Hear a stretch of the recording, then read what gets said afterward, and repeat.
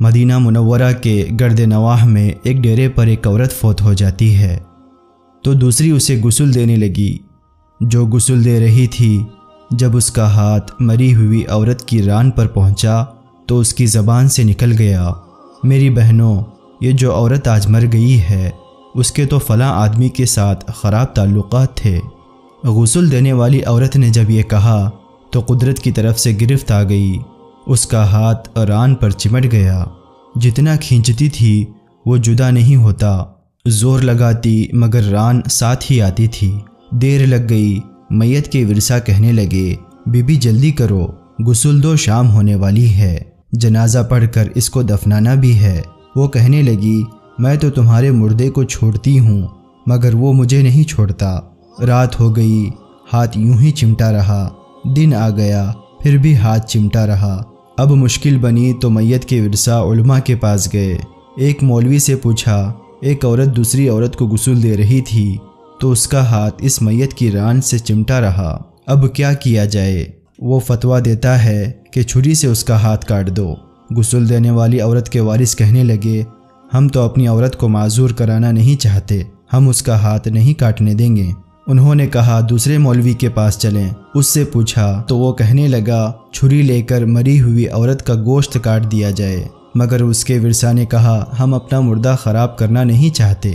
3 دن اور 3 رات اسی طرح گزر گئے، گرمی بھی تھی اور دھوپ بھی تھی، بدبو پڑنے لگی، گرد نواح کے کئی دیہاتوں تک خبر پہنچ گئی۔ انہوں نے سوچا کہ یہاں مسئلہ کوئی حل نہیں کر سکتا، چلو مدینہ منورہ میں، وہاں حضرت امام مالک رحمۃ اللہ تعالی علیہ اس وقت قاضی القضاء کی حیثیت میں تھے۔ وہ حضرت امام مالک رحمۃ اللہ تعالی علیہ کی خدمت میں حاضر ہو کر کہنے لگے، حضرت ایک عورت فوت ہو گئی، دوسری اسے غسل دے رہی تھی، اس کا ہاتھ اس کی ران کے ساتھ چمٹ گیا، چھوڑتا ہی نہیں، 3 دن ہو گئے ہیں، کیا فتویٰ ہے؟ امام مالک رحمۃ اللہ تعالی علیہ نے فرمایا، مجھے وہاں لے چلو۔ وہاں پہنچے اور چادر کی آڑ میں پردے کے اندر کھڑے ہو کر غسل دینے والی عورت سے پوچھا، بی بی جب تیرا ہاتھ چمٹا تھا تو نے زبان سے کوئی بات تو نہیں کہی تھی؟ وہ کہنے لگی، میں نے اتنا کہا تھا یہ جو عورت مری ہے اس کے فلاں مرد کے ساتھ ناجائز تعلقات تھے۔ امام مالک رحمۃ اللہ تعالی علیہ نے پوچھا، بی بی جو تو نے تہمت لگائی ہے کیا اس کے 4 چشمدید گواہ تیرے پاس ہیں؟ کہنے لگی نہیں۔ پھر فرمایا، کیا اس عورت نے خود تیرے سامنے اپنے بارے میں اقرار جرم کیا تھا؟ کہنے لگی نہیں۔ فرمایا، پھر تو نے کیوں تہمت لگائی؟ اس نے کہا، میں نے اس لیے کہہ دیا تھا کہ وہ گھڑا اٹھا کر اس کے دروازے سے گزر رہی تھی۔